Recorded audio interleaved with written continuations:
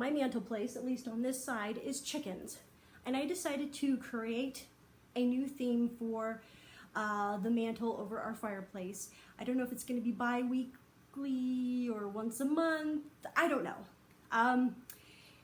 But I think it's fun that when you go to an actual library, they usually have a theme once a month. And so our theme this week, this month, however long, is chickens.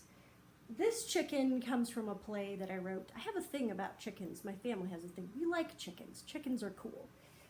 This, let me bring it up close to you.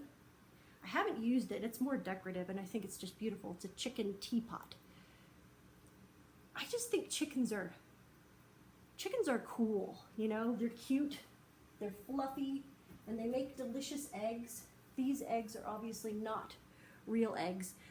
I love the shape of an egg, but believe it or not, chicken eggs come in different shapes. They're not all the same shape that you generally see at the grocery store, and they can be different colors.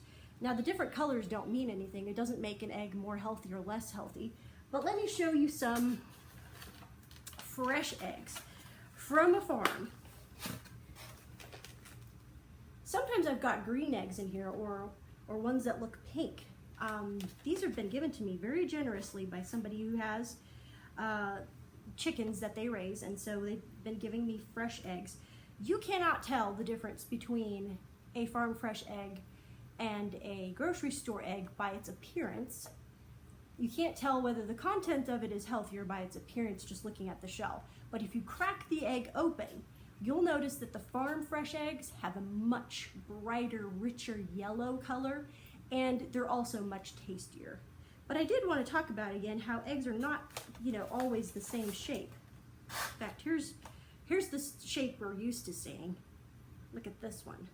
Yes, it's a different color, but notice it's also more oblong. I got quite a few like this. Sometimes they have speckles on them.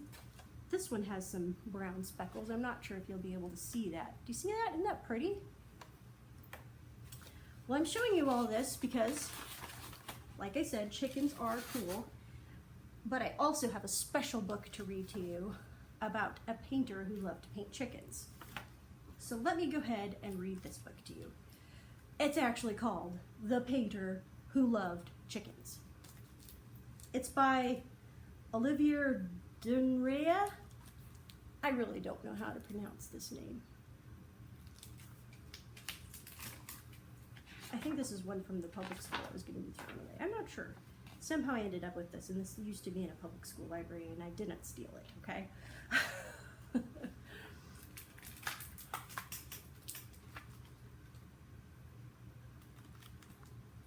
Okay, let me see if I should switch angles here a little bit. There once lived a man who loved chickens very much.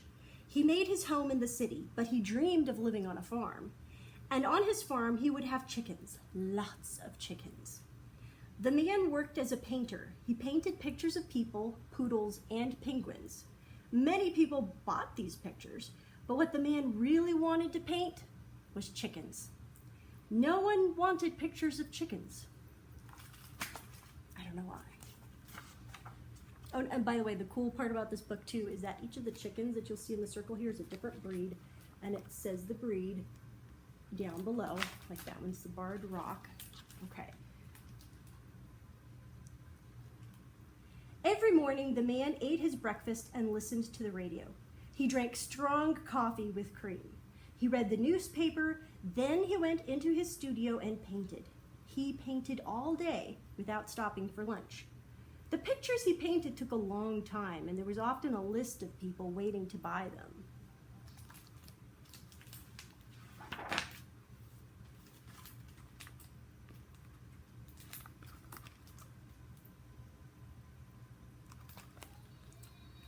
Whenever he could spare a minute from these paintings, the man drew and painted pictures of chickens.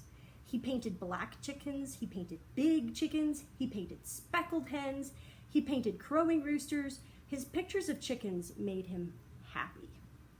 By painting pictures all day long, the man earned enough money to live, but he could never earn enough to buy a farm.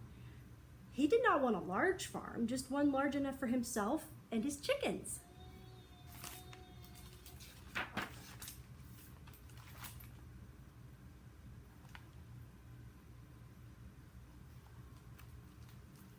One day, a man with a black mustache came into his studio.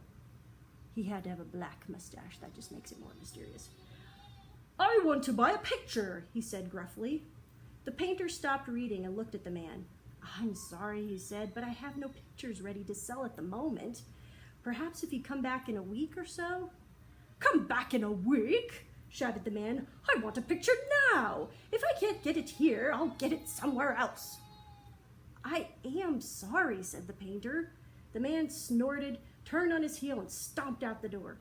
The painter sighed and continued painting. Would he ever find someone who really appreciated his work?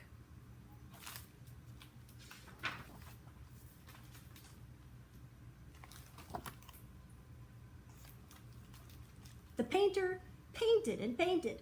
Months passed. He became more and more unhappy in the city, and he longed more and more for a farm. He stared at the rain outside the window. It was a cheerless, heartless city rain. The painter looked at his blank paper. He could not paint another person. He could not paint another poodle. He could not paint another penguin.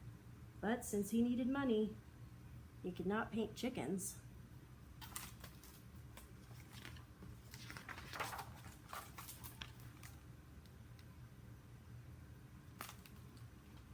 The painter sighed and picked up his paintbrush. Without thinking, he painted a simple shape in the center of the paper. He gazed at the shape and smiled. It was an egg. Just then, a well-dressed woman entered the studio. "Hello," said the woman. "Hello," replied the painter. "May I help you?" "Yes," said the woman, smiling. "I would like to see your pictures." "Certainly.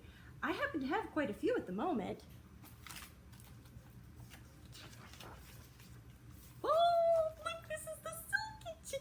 My sister has these chickens. They're so cute. The painter took out a portfolio and showed her his pictures of people. The woman shook her head. He showed her his picture of poodles. Again, the woman shook her head. The painter showed her his pictures of penguins. The woman sighed. "I'm sorry," she said. "I was hoping to see something different." Then the woman noticed the painting of the egg. She picked up the sheet of paper and looked hard at the picture. "This is what I'm looking for," the woman cried.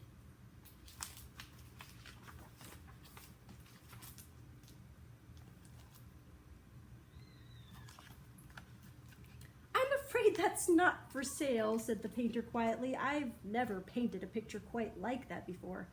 "Oh, but I must have it," exclaimed the woman.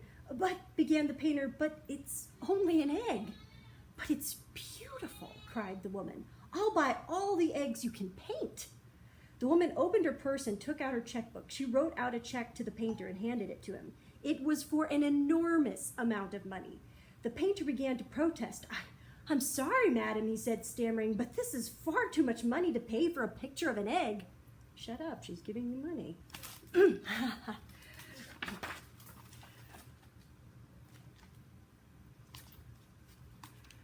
"You don't understand," said the woman. "I have been looking for a picture just like this for a long time, a very long time. There's something magical about this picture. Its composition, its color, it's lovely."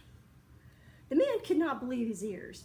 "If you would wait just a moment," he said to the woman, "I have some more paintings you may find interesting." The painter pulled open a drawer and took out a battered cardboard portfolio.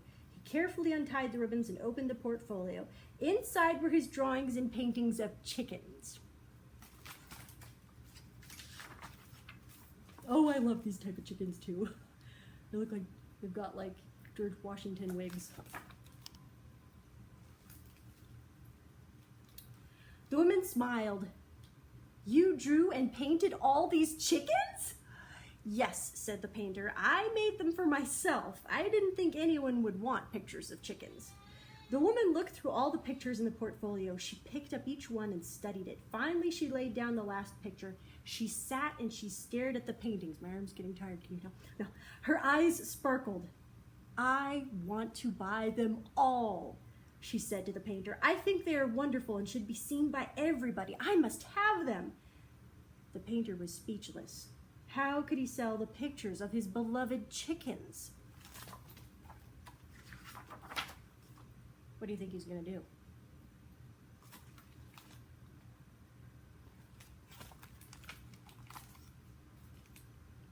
The woman broke into his thoughts. I know I'm asking a great deal, she said. I can see that you do love chickens. You don't belong in the city. You should live on a farm and surround yourself with real chickens. With the money I'll give you for these paintings, you could buy a farm, a really nice farm. The painter nodded slowly. I'd be jumping up and down. How about you? Yes, he said at last, I will sell you the pictures, but I would like to keep just one. The painter and the woman agreed on a price for the pictures. Both were very pleased.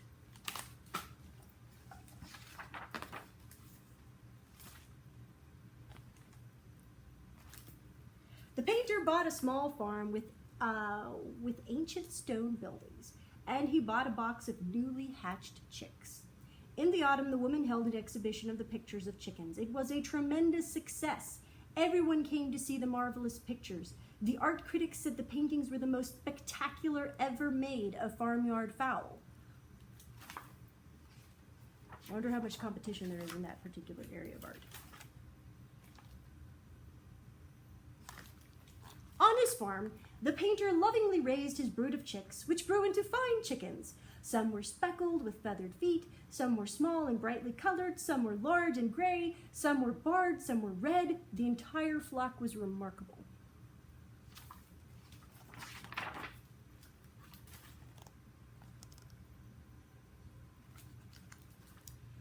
The woman visited the painter often. She fed the chickens and listened to their boisterous clucking. She always left the farm with a portfolio of new paintings of chickens and a basket full of eggs. Every autumn, the woman exhibited the painter's latest paintings of chickens and eggs. The painter became famous, and he never again painted anything that he did not love to paint.